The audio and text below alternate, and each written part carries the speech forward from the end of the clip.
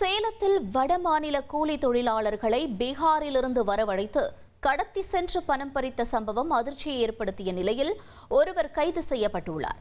இதுகுறித்த கூடுதல் தகவல்களை செய்தியாளர் தமிழ்ச்செல்வன் வழங்கிட கேட்கலாம். தமிழ்ச்செல்வன், வணக்கம். இந்த குற்ற செயலில் ஈடுபட்ட நபர் யார்? மேலும் இந்த சம்பவத்தில் என்ன நடந்தது? விரிவா பதிவு செய்யுங்க.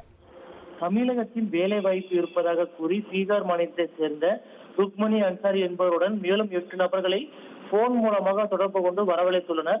குறிப்பாக ஓமலூர் பகுதியைச் சேர்ந்த இந்தரஜித் என்பவர் தான் அவருடைய கார் மூலமாக பீகாரிலிருந்து வந்த குறிப்பாக இந்த 8 நபர்கள் உட்பட 9 பேரையும் சேலம் ஜங்ஷன் ரயில்வே நிலையத்திலிருந்து அழைத்துக் கொண்டு அவர் காரில் திருச்செங்கோடு அருகே உள்ள மலைப்பகுதிக்கு அழைத்து சென்றுள்ளார்.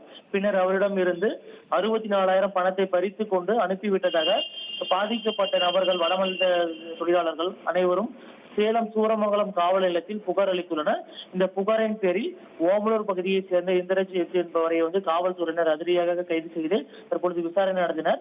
அப்பொழுது கடத்தலுக்கு மூளையாக செயல்பட்டது பீகாரை பூர்வீகமாக கொண்ட மூனா சோவன், அதே போன்று சமீர் ஆகிய இருவரும் என்பது தெரிய வந்தது.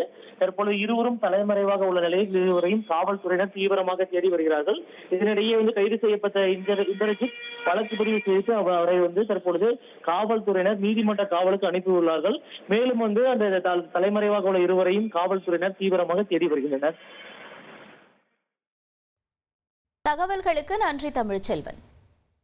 ட்ரெண்ட ஃப்ரெண்ட் ஆக்கிக்கோங்க. தந்தி டிவியின் சப்ஸ்கிரைபர்ஸ் அண்ட் ஃபாலோவர்ஸ் குடும்பத்துல நீங்களும் இணையுங்க.